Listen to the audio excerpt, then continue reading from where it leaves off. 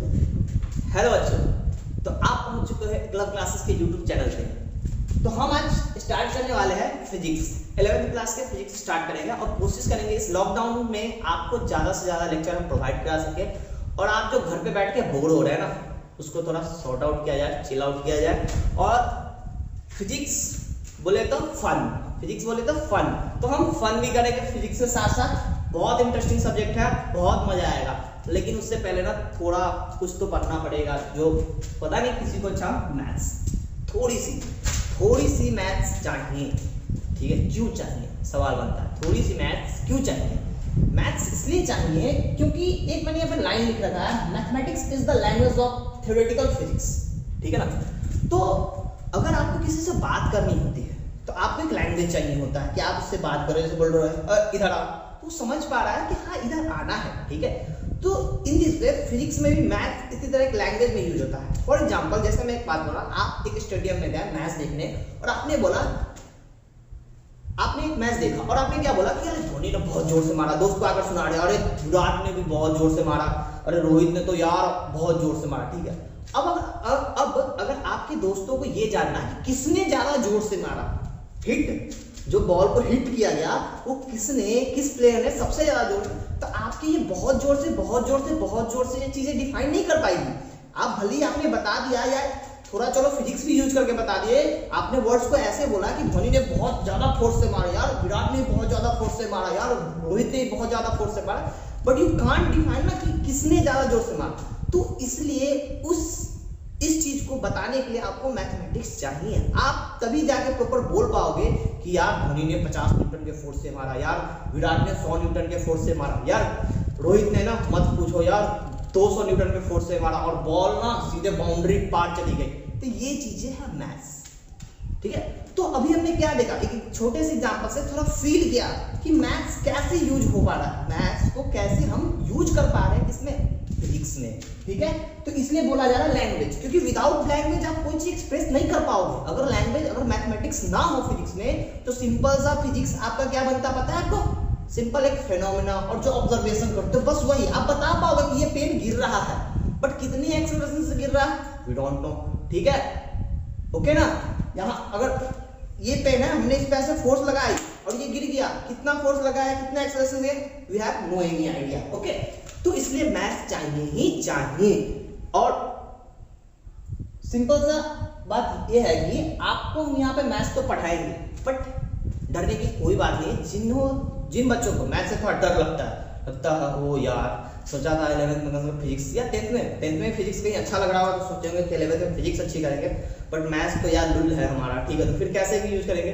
तो बट कुछ नहीं, मैथ यहाँ पे बहुत बेसिक पढ़ेंगे, बहुत ही बेसिक रहेगा। इतना ही रहेगा कि हमें बस काम चल जाए।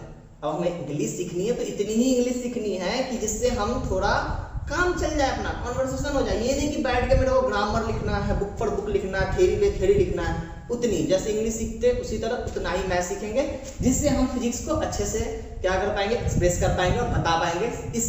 जिसके कारण क्या होगा, कोई सामने वाला अच्छे से समझ पाएगा उन चीजों को। ओके, चलो तो हम शुरू करते हैं। मैथमेटिक्स थोड़ी छोटी, और आप ये सारी चीजें पढ़ चुके हैं। मैं यहाँ पर बस आपको एक ओवरव्यू दूंगा, और क्योंकि आप हो सकता है कोई बच्चे ना भी पढ़े होंगे तो एज अ फॉर्मूला आप रिटेन नोट डाउन कर लो या जो भी कर लो, सब ठीक है।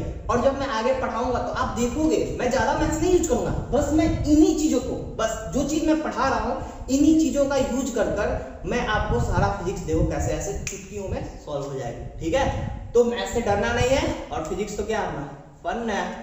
तो करते हैं, लेट्स बिगिन द फन। तो क्वाड्रेटिक इक्वेशन को देखते हैं। क्वाड्रेटिक इक्वेशन क्या है? सिंपल, और मैं बहुत ही सिंपल शॉर्ट चीजें लिखूंगा, आपको ज्यादा टाइम वेस्ट नहीं करूंगा आपका। Okay, second degree of polynomial equation. ठीक है, पॉलिनोमियल इक्वेशन आप लोग पढ़ चुका है 10th क्लास में। तो सेकंड डिग्री का जो पॉलिनोमियल इक्वेशन सेकंड डिग्री का होता है, या ये बोल सकते हो सेकंड डिग्री का जो पॉलिनोमियल इक्वेशन होता है उसको हम क्या बोलते हैं, क्वाड्रेटिक इक्वेशन। तो ये क्वाड्रेटिक इक्वेशन दिखता कैसा, मतलब देख के पहचानेंगे कैसे? तो देख के पहचानने का इसका एक स्टैंडर्ड, ये एक बोल सकते हैं इक्वेशन है ax² + bx + c = 0। अब इसमें भी कैसे पहचानेंगे? तो ये जो 2 देख रहे हो ना, दिस इज सेकंड डिग्री, इसको बोलते हैं सेकंड डिग्री। ठीक है ना? यही जब 1 रहता है तो इसको लीनियर पॉलिनोमियल बोलते हैं। Where a b and c, a and c are the constant and x is the variable, ठीक है। तो यहाँ पर a b and c are constant and x is the variable, simple बात है। अब यहाँ पे कभी कभी ना क्वेश्चन पूछ देता है कोफिशिएंट, क्या पूछ देता है कोफिशिएंट। कभी कभी क्वेश्चन में क्या पूछेगा कि इस x स्क्वायर का कोफिशिएंट क्या है, क्या 10th में भी आप पढ़े हो 8, इस x का कोफिशिएंट क्या है तो क्या b, गुड, और ये c तो कांस्टेंट ही रहेगा। तो ये सिंपल सा अपना क्वाड्रेटिक इक्वेशन है, ठीक है।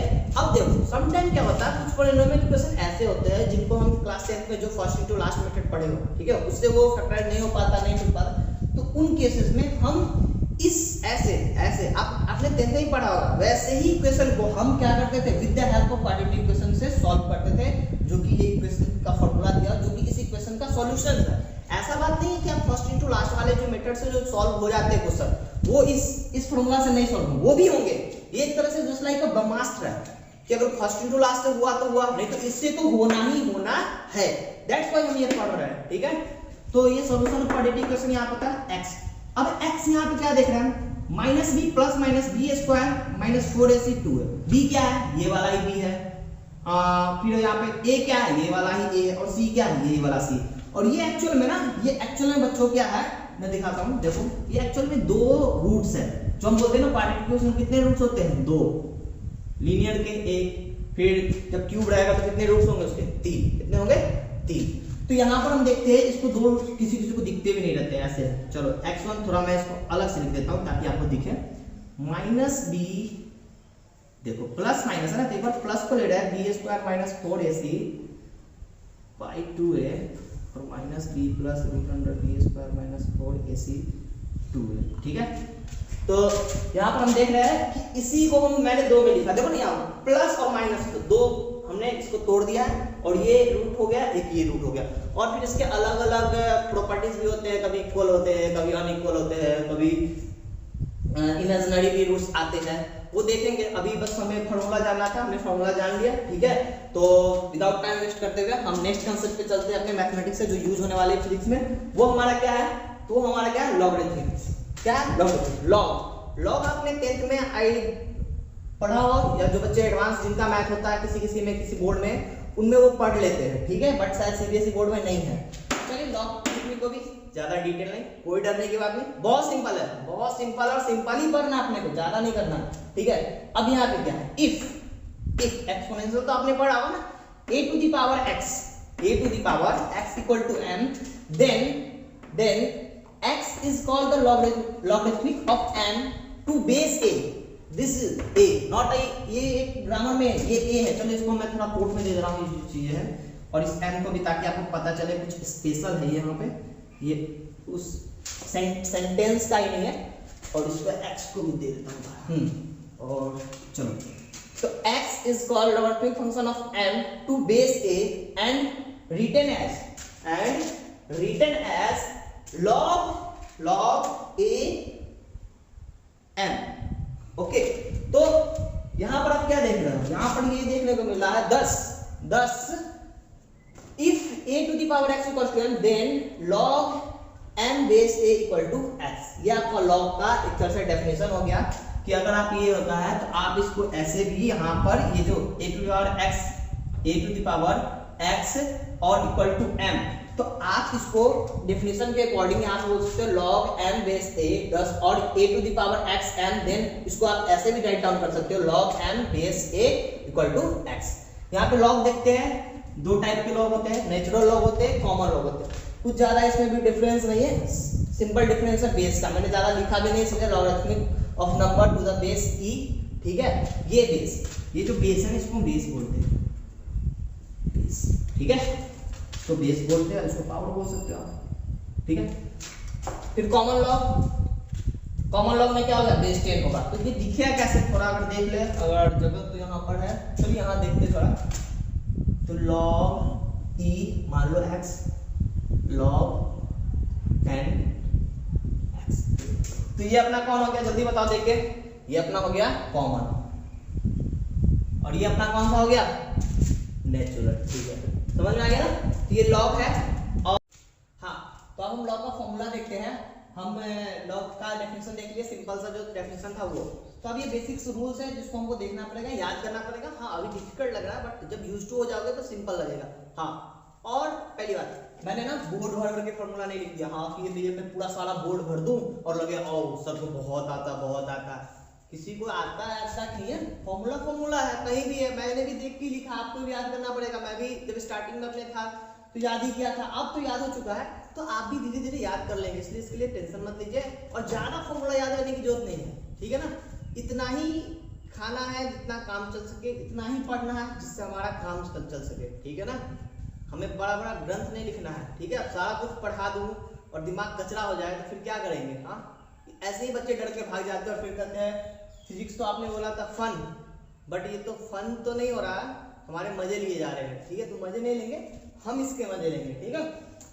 तो चलिए तो थोड़ा फटाफट एक बार देखते जाते हैं। एक बार मैं पढ़ देता हूँ सारे फॉर्मूला को ताकि कंफ्यूजन ना हो। जैसे एक formula log to the power 1 और बेस ए। जब भी लॉग टू द पावर 1 जब भी हो ना, बेस में चाहे कुछ भी हो तो वो 0 के इक्वल हो जाएगा। फिर लॉग ए पावर और बेस अगर सेम होगा तो 1 होगा। लॉग बेस ए है, पावर x बाई y है, तो इसको हम दो माइनस में लिखते हैं like this, log to the power x base a minus log to the power y base a। फिर यहाँ पे जब मल्टीप्लीकेशन रहेगा तो यहाँ पे वही माइनस था तो यहाँ पे क्या आ जाएगा प्लस, बाकी सब कुछ सेम है। फिर अगर log यहाँ पे बेस वही है, अब 10 या e मान के चल सकते हो बेस। यहाँ पे log x का पावर क्या है n, ये पावर में है, ठीक है।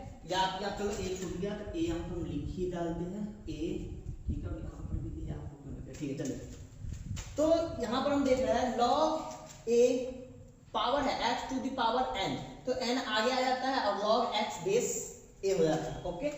अब यहाँ पे थोड़ा रूट लगा दिया गया, डरने की जरूरत नहीं है, रूट है। आप सिंपल सा मैथमेटिक्स लगाओगे तो रूट हटाओगे तो x टू द पावर आ जाएगा, ठीक है ना। तो यहाँ पर अगर रूट होता है, देखो स्क्वायर रूट होता है तो स्क्वायर रूट में हम लिखते हैं यहाँ पे 2, लिखा हुआ नहीं होता, छुपा हुआ होता है, लेकिन हम n के लिए जा रहे होते हैं, n के लिए डाल देते हैं यहाँ पे, इसलिए हमने n लिख दिया है। तो जब अगर मान लो इसमें कुछ वैल्यू है a, तो इसका अगर जब एक्सपोनेंशियल में लिखेंगे तो x to the power 1 by a हो जाएगा, 1 बाई n हो जाएगा, ठीक है। तो उसी चीज को लिख के 1 बाई n आगे आ चुका है। तो फॉर्मूला कुछ नहीं, थोड़ा लिख दिया गया कि आपको समझने में इजी हो। और log बेस a पावर है सेम। फिर यहाँ पे log c, अब देखो जो log पावर c और बेस a इसको हम पलट सकते हैं, इसको नीचे कर दो 1 और नीचे में क्या लिए है log a ऊपर आ गया जो बेस में था और पावर कहाँ चला गया नीचे, ये भी एक फॉर्मूला है। तो check check check check check check check, इतना हो गया हमारा। नेक्स्ट देखते हैं ये, तो नेक्स्ट क्या, तो हम नेक्स्ट देखेंगे a log x log ac। ये शायद गड़बड़ लग रहा है, नहीं ये एक्चुअली आपका हो जाएगा log a, हाँ ये आपको बस x होगा। हाँ ये फॉर्मूला आपकी बहुत काम आने वाली है, याद रखिएगा। a to the power log x और बेस ये दोनों गौर से देखिए, ये एक्चुअली अगर बोलोगे ना तो थोड़ा पावर में है a, ठीक है। a to the power log x और a है तो इसको सिंपली x लिखते हैं, ठीक है। अब ये जो log base e power x, इसको हम ln, तो कहीं भी आप ln सीधे लिख दीजिएगा ln, ln x का मतलब वो ऑटोमेटिकली ये होता है कि आप वो क्या लिख रहे हो log base e power x। Next formula देखते हैं, log base a power a to the power r, और इसी तरह फिर log a दिस, फिर log a base a power 1 by b, तो minus log base a b, फिर log a to the power log power a to the power n, a to the power n, इसका n by m हो गया, और ये इसी तरह, ठीक है। अब थोड़ा कुछ बच्चों को एक्सपोनेंशियल में भी कभी कभी दिक्कत होती है, थोड़ा फटाक से हम लोग एक्सपोनेंशियल का भी कुछ बेसिक रूल देख लेते हैं। a to the power x, a to the power y, a to the power x plus y हो जाता है, a to the power x upon a to the power y, a to the power x minus y होता, और फिर a to the power x और whole का power y equal to क्या हो जाता है a to the power x into Y.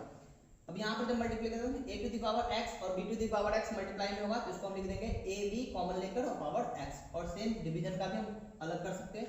a to the power 0 क्या होता है, a टू द पावर 0 हो जाता है 1, और a to the power minus x का हो जाएगा 1 upon a to the power minus x, और a to the power p by q हो जाएगा ये रूट q और a to the power p, okay.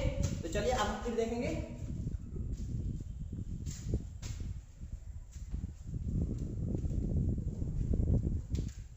हाँ तो बच्चों आज हमने पढ़ा क्या क्या, क्वाड्रेटिक इक्वेशन पढ़ा, लॉगरिथमिक फंक्शन पढ़ा और एक्सपोनेंट के भी कुछ बेसिक फॉर्मूले देख लिए।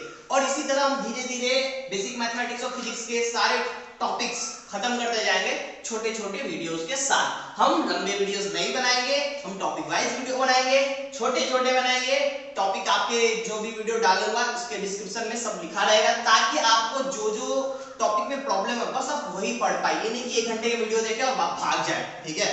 तो आपने फिर बोलोगे सर आपने बोला था फिजिक्स तो फन है, लेकिन फिर आप मजे ले रहे हो हमारी। इसलिए हम बस टॉपिक वाइज छोटे छोटे मैक्स टू मैक्स अबाउट क्या 20 मिनट की वीडियो डाल देंगे, ठीक है? बहुत बहुत 20 मिनट तक, ओके? चलिए, तो हमने जो आज पढ़ाया है आशा करता हूँ आप लोगों को समझ में आया होगा ठीक से। और हमारे साथ बने रहने के लिए हमारे क्लब क्लासेस के YouTube चैनल को सब्सक्राइब करें, लाइक करें और हमारे वीडियो को शेयर करें अपने दोस्तों के साथ। तो चलो इसी के साथ अब हम अगले लेक्चर में मिलते हैं। तब तक के लिए स्टे हो, स्टे सेफ।